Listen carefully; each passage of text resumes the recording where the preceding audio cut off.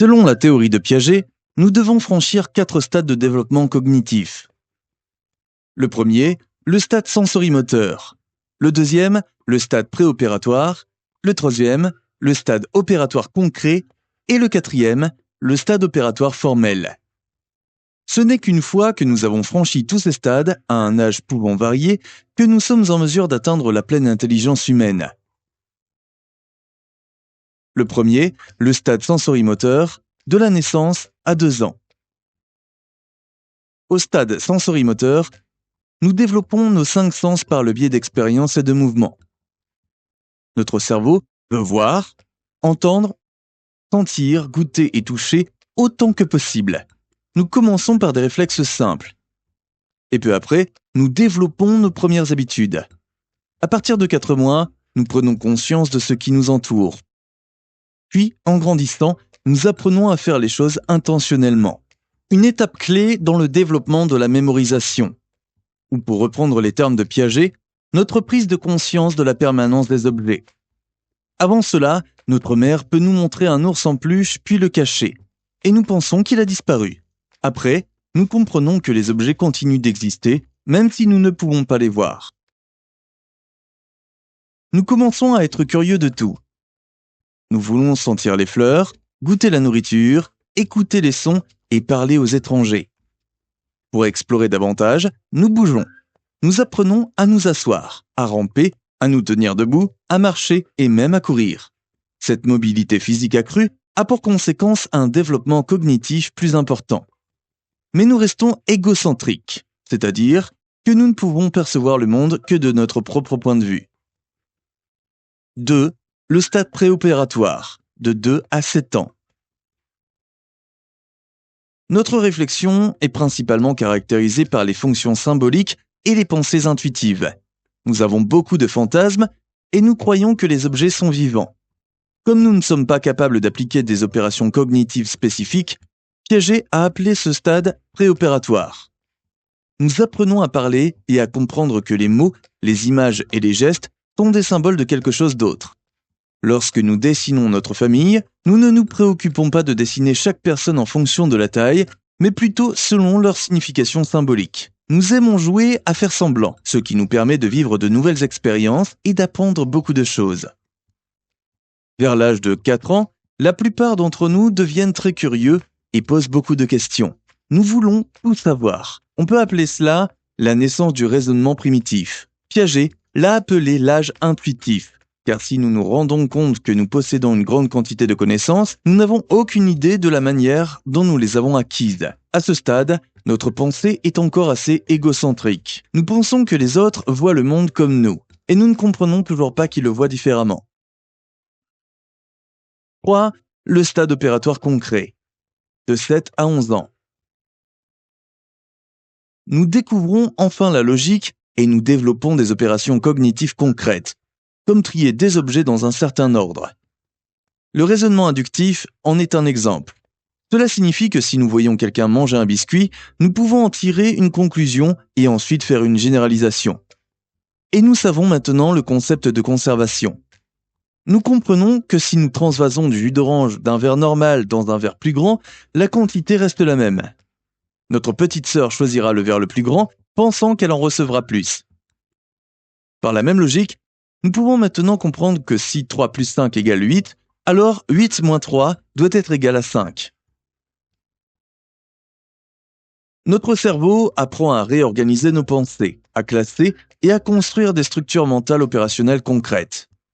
Par exemple, nous savons maintenant que nous pouvons inverser une action en faisant le contraire. Fascinés par nos nouvelles capacités mentales, nous les appliquons dans nos conversations, nos activités, lorsque nous apprenons à écrire et à l'école. Par conséquent, nous apprenons à mieux nous connaître.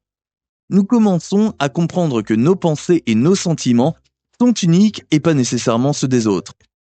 Cela signifie que nous apprenons à nous mettre à la place de quelqu'un d'autre.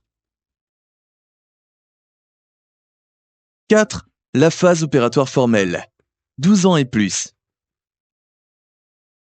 Une fois devenus adolescents, nous devenons formellement opérationnels. Nous avons maintenant la capacité de penser de manière plus rationnelle à des concepts abstraits et à des événements hypothétiques. Nos capacités cognitives avancées nous permettent de comprendre des concepts abstraits tels que le succès et l'échec, l'amour et la haine. Nous acquérons une compréhension plus profonde de notre propre identité et de notre moralité. En outre, nous pensons désormais comprendre pourquoi les gens se comportent comme ils le font, et par conséquent, nous pouvons devenir plus charitables. Notre cerveau peut à présent faire du raisonnement déductif, ce qui signifie que nous pouvons comparer deux affirmations et parvenir à une conclusion logique. Nos nouvelles aptitudes mentales nous permettent de planifier notre vie de manière systématique et d'établir des priorités. Et nous pouvons émettre des hypothèses sur des événements qui n'ont pas nécessairement de rapport avec la réalité. Nous pouvons également philosopher et réfléchir à la pensée elle-même. Notre nouveau sentiment d'identité engendre également des pensées égocentriques et certains commencent à avoir un public imaginaire qui les observe en permanence. Piaget croyait en l'apprentissage tout au long de la vie, mais insistait sur le fait que le stade opératoire formel est le stade final de notre développement cognitif. La théorie du développement psychosocial d'Erikson identifie 8 étapes par lesquelles tout individu en bonne santé devrait passer de la naissance à la mort. À chaque étape, nous éprouvons des besoins différents, nous nous posons de nouvelles questions et rencontrons des personnes qui influencent notre comportement et notre apprentissage. Étape 1, confiance de base versus méfiance. En tant que nourrisson, nous nous demandons si nous pouvons faire confiance au monde et nous nous demandons s'il est sûr. Nous apprenons que si nous pouvons faire confiance à quelqu'un maintenant, nous pouvons aussi faire confiance aux autres à l'avenir. Si nous faisons l'expérience de la peur, nous développons le doute et la méfiance. La clé de notre développement est notre mère. Étape 2, autonomie versus honte et doute. Dans notre petite enfance, nous faisons l'expérience de nous-mêmes et découvrons notre corps. Nous nous demandons, est-ce bien d'être moi? Si on nous permet de nous découvrir, nous développons notre confiance en nous. Dans le cas contraire, nous pouvons développer la honte et le doute de soi. Les deux parents jouent désormais un rôle majeur. Étape 3, initiative versus culpabilité. À l'âge préscolaire, nous prenons des initiatives, nous essayons de nouvelles choses et nous apprenons des principes de base comme comment les objets ronds roulent. Nous nous demandons, est-ce que c'est bien que je fasse ce que je fais? Si on nous encourage, nous pouvons suivre nos préférences. Si on nous restreint ou qu'on nous dit que ce que nous faisons est stupide, nous pouvons développer de la culpabilité. Nous apprenons maintenant de toute la famille. Étape 4, travail versus infériorité. Nous découvrons maintenant nos propres intérêts et réalisons que nous sommes différents des autres.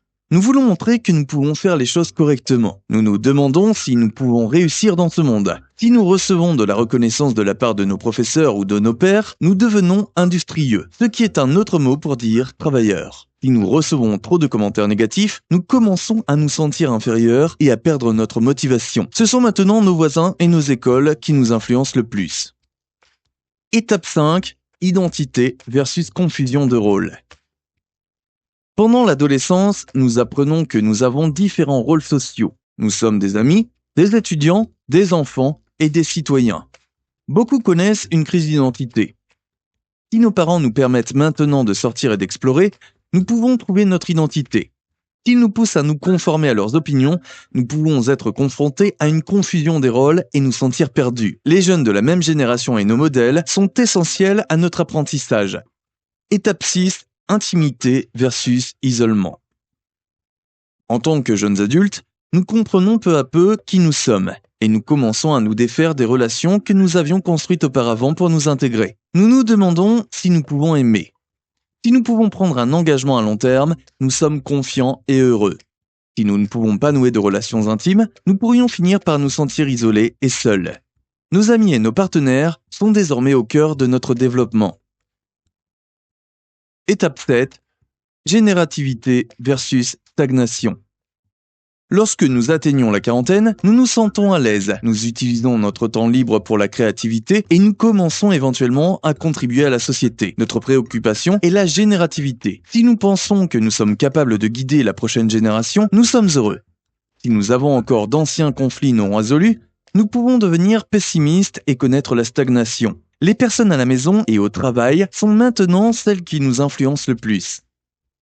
Étape 8. Intégrité de l'ego versus désespoir. En vieillissant, nous avons tendance à nous détendre et à faire le point sur notre vie. Nous nous demandons comment m'en suis-je sorti ? Si nous pensons avoir bien fait, nous développons des sentiments de satisfaction et d'intégrité. Dans le cas contraire, nous pouvons éprouver du désespoir et devenir grincheux et amers. Il est temps pour nous de nous comparer à l'humanité. Erik Erikson était un psychologue germano-américain qui, avec sa femme Joanne, s'est fait connaître par ses travaux sur le développement psychosocial. Il a été influencé par Sigmund et Anna Freud et est devenu célèbre pour avoir inventé l'expression « crise d'identité ». La théorie du développement psychosexuel de Freud affirme que nous passons par 5 phases critiques au cours de notre croissance. Notre pulsion sexuelle, que Freud appelle la libido, se concentre sur une zone érogène différente à chaque phase. Les phases sont appelées orale, anale, phallique, latence et génitale. Si notre expérience au cours de l'une de ces phases a été traumatisante, nous risquons de développer des fixations plus tard dans la vie, telles que des névroses, des dépendances, des addictions ou de la dépression. La phase orale de 0 à 1 an. Au cours de la première année de notre vie, nous découvrons le monde grâce à nos sens oraux.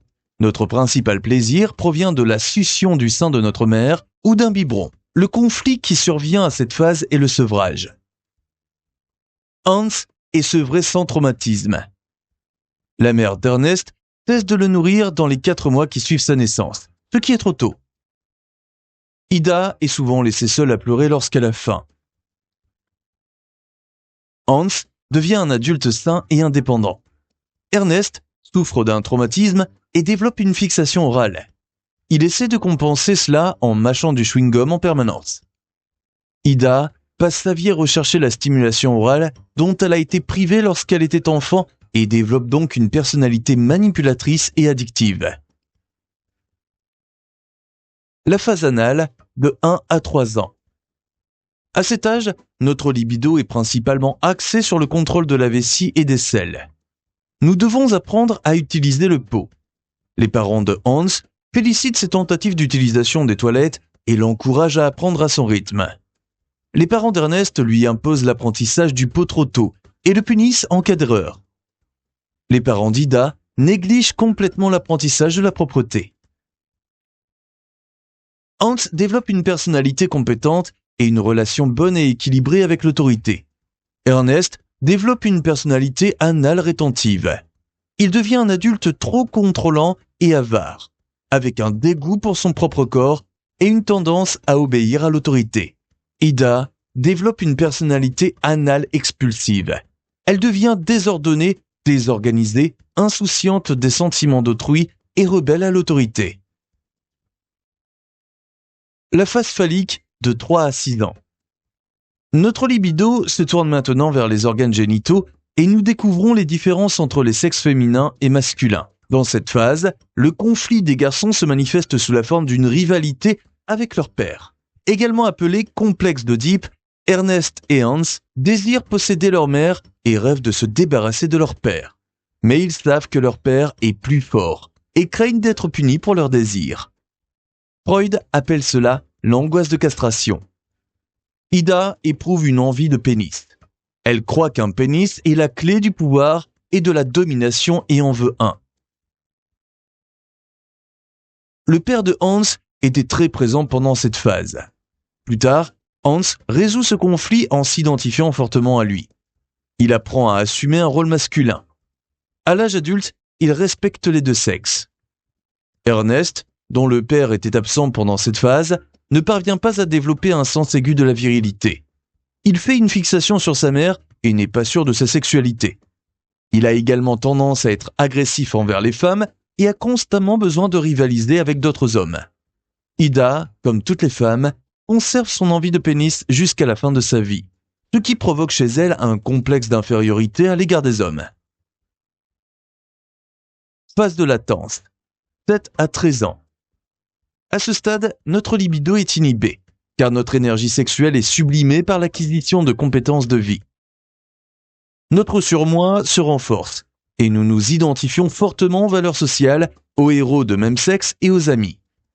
Hans a de nombreux hobbies. Ernest aime apprendre à l'école. et Ida se fait beaucoup de nouvelles petites amies. Il n'y a pas de véritable conflit dans cette phase. Tous les trois bénéficient pour le reste de leur vie des compétences développées durant cette phase. La phase génitale de la puberté à la mort. Lorsque nous atteignons la puberté, notre libido redevient active et nous développons un intérêt pour les partenaires sexuels. Hans, Ida et Ernest sont confrontés au défi de trouver un équilibre entre les désirs sexuels du ça et les besoins du surmoi pour obéir aux normes sociales. Le développement d'un ego fort aide à trouver un compromis entre les deux. Hans, qui a vécu une enfance sans grand traumatisme, réussit à se construire un ego fort. Il est discipliné au travail, a une relation amoureuse et une vie sexuelle épanouie. L'ego d'Ernest est plus faible que son surmoi. Il obéit aux normes et aux autorités et par conséquent réprime ses désirs, ce qui conduit au développement de perversions. Ida a un ego et un surmoi faibles. Ses besoins sexuels sont plus importants que les normes sociales ou les sentiments des autres. Elle est égoïste et ne se sent pas coupable d'enfreindre la loi ou de blesser les autres. Pour comprendre cette théorie, il faut la replacer dans le contexte des célèbres travaux de Freud sur l'inconscient. En reconnaissant que nous avons un subconscient, nous impliquons également que nous stockons des souvenirs de notre petite enfance et d'autres expériences sans même nous en rendre compte. Ces expériences passées influencent alors inconsciemment notre comportement quotidien.